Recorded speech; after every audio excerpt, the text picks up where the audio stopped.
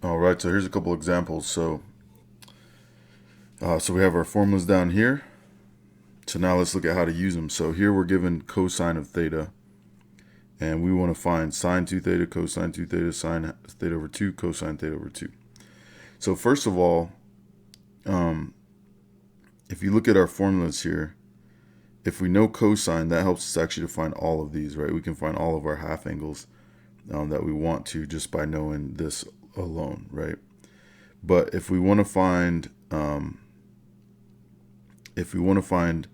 any of these other ones, we need to know sine and cosine, right? I guess for cosine of 2 theta, we can get away with just knowing cosine. But to know sine of 2 theta, we need to know sine and cosine, right? And for tangent, we need to know tangent. But here they're not asking for tangent. And you'll see, kind of like we did with the other ones, we're going to focus more on the tangent. On the sine and cosine identities and not so much on the tangent. So, all right, so number one, cosine theta is 5 over 13. So remember that I'm going to have to at least find sine theta for the double angle sine formula. And so let's just do that first. So we know that cosine is is adjacent over hypotenuse. And so if I have a triangle here where this is my reference angle, then adjacent would be 5 and hypotenuse would be 13, right? So this is a Pythagorean triple. So if the hypotenuse is 13 and one leg is 12, the other one leg is 5, the other one has to be 12, right? So it's a 5, 12, 13. So that would be opposite. And so sine is opposite over hypotenuse, right? So it'd be 12 over 13. All right, now I'm going to do the work for each one of these down here separately. So I'll just do one at a time. So for number one, now we have sine and cosine of theta, right? So if I'm trying to find sine of 2 theta, okay, remember that this is the formula. So what I'm going to do is I'm going to put in here sine of theta is 12 over 13. So I'm just going to put 12 over 13 here. And then cosine is 5 over 13. So I'm going to put 5 over 13 here. So we don't even know the angle, right?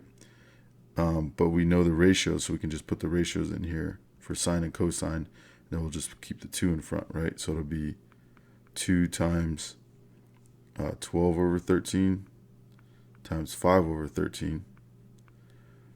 And that'll give us, so remember this is 2 over 1, so I'll just multiply 2 by 12 by 5 all on top. So that'll be 120.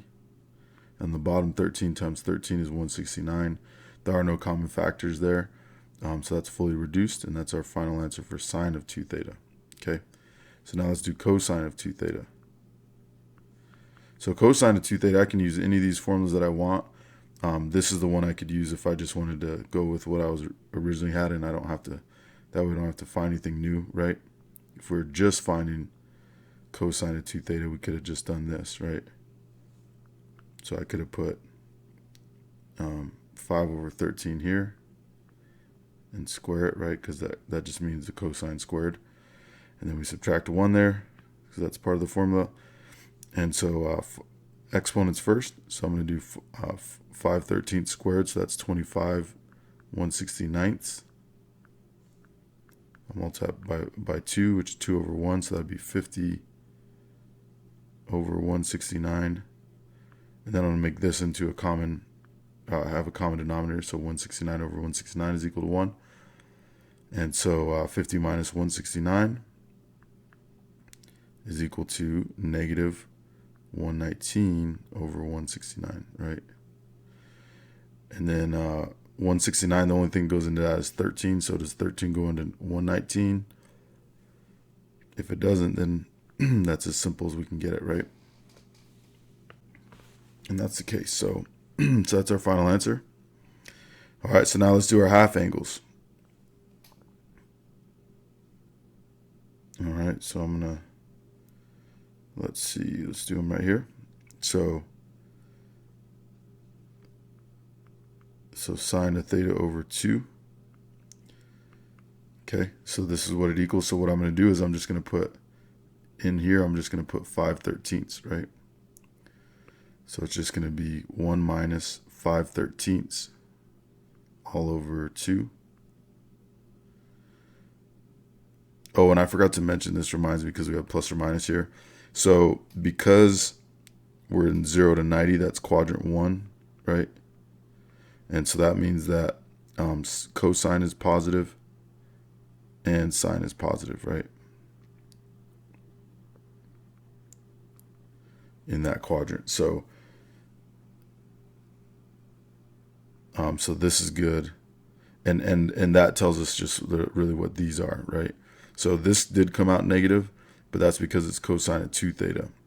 So if cosine of theta was positive 5/13, that means cosine of 2 theta is going to be negative. So that means we'd be in the second quadrant, right, for this particular example.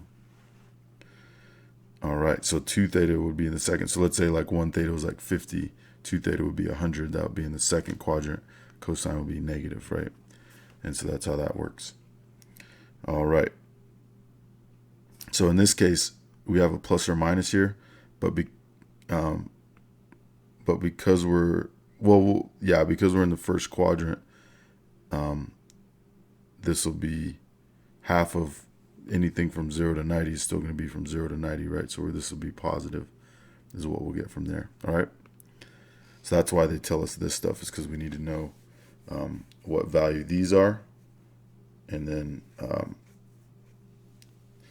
we can use that to inform with our half angles whether they're positive or negative.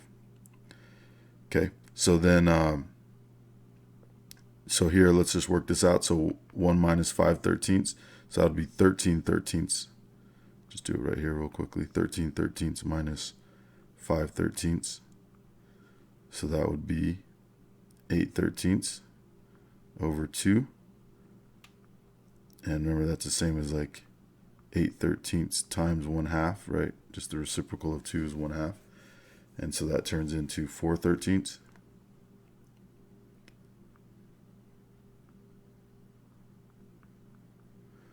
Right? And then we can rationalize that denominator. So this would be root 4 over root 13.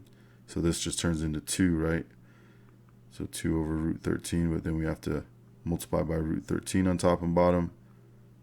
And so we get 2 root 13 over 13.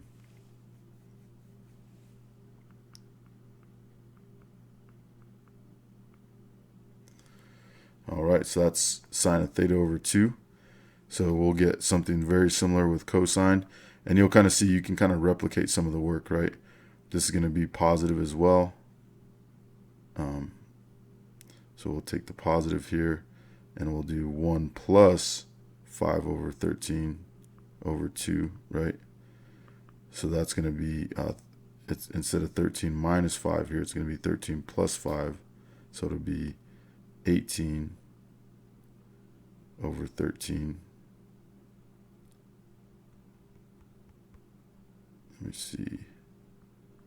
18 over 13 over 2. And then we're going to have 18 multiplied by 1/2, right? So that'll come out to, instead of 4, it'll come out to 9 here on top. So it'll be 9 over 13. Square root of 9 is 3. Right? So it's going to be 3. Let me see, it'll be square root of 9 over square root of 13. So that's going to be 3 over root 13. And so we multiply by root 13 on top and bottom. We're going to get 3 root 13 over, over 13. Okay, so that's that. All right, so that's how we use those formulas. And that's if we're in the first quadrant. That's how it'll all work out, okay?